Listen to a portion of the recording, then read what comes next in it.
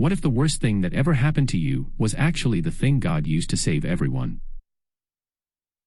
What if betrayal was not the end of your story, but the doorway to purpose? Joseph's life is proof that God can turn a pit into a palace and pain into preservation. The Dreamer. Joseph is Jacob's beloved son, born to Rachel in her long-awaited joy. He is favored, gifted, given a richly ornamented robe that sets him apart. And he dreams. Dreams of sheaves bowing. Dreams of stars kneeling. Even his own family bending before him. The dreams are bold.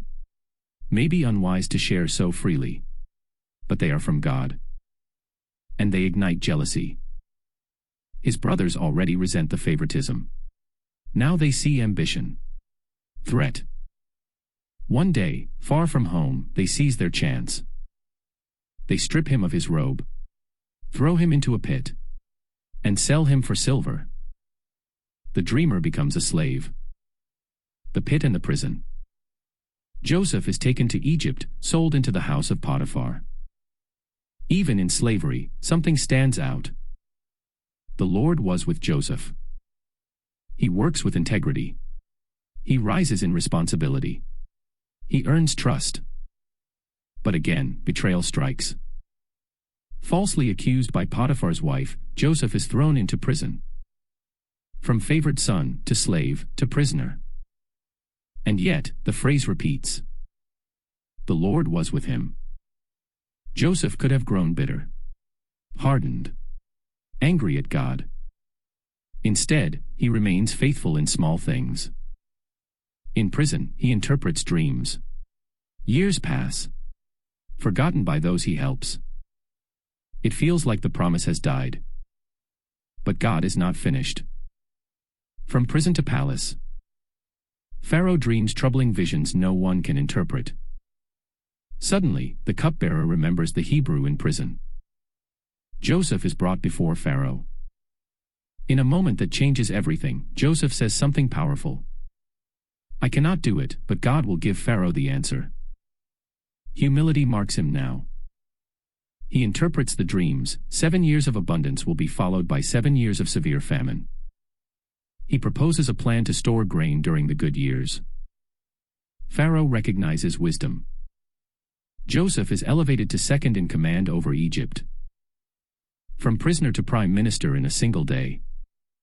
But it was not sudden. It was years in the making. The test of forgiveness. The famine spreads beyond Egypt. Back in Canaan, Jacob and his sons face starvation. The brothers who once sold Joseph now travel to Egypt seeking grain. They bow before him. The dreams begin to unfold. Joseph recognizes them.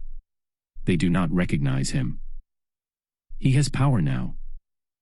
He could punish. He could expose. He could avenge. Instead, he tests their hearts. He sees change. He sees remorse. And then he reveals himself. I am Joseph. They are terrified. But Joseph says something that echoes across generations. You intended to harm me, but God intended it for good to accomplish what is now being done, the saving of many lives. That sentence explains everything. The pit. The prison. The delay. It was not random. It was preservation.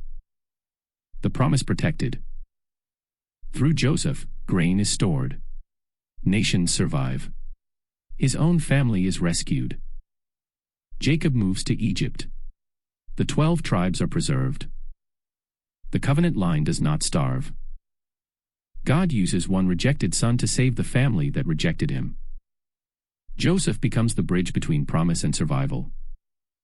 Without him, famine could have ended the story. With him, the promise lives on. What Joseph represents? Joseph represents faithfulness in suffering. He shows us that God's presence is not limited by circumstance. Delays do not cancel destiny. Betrayal does not destroy purpose. He teaches us that God can weave human evil into divine strategy. The same hands that pushed him into the pit became part of the story that lifted him to the palace. Joseph does not deny the pain. He reinterprets it through trust. Closing reflection. Joseph's life is not a fairy tale. It is betrayal, slavery, false accusation, loneliness, waiting.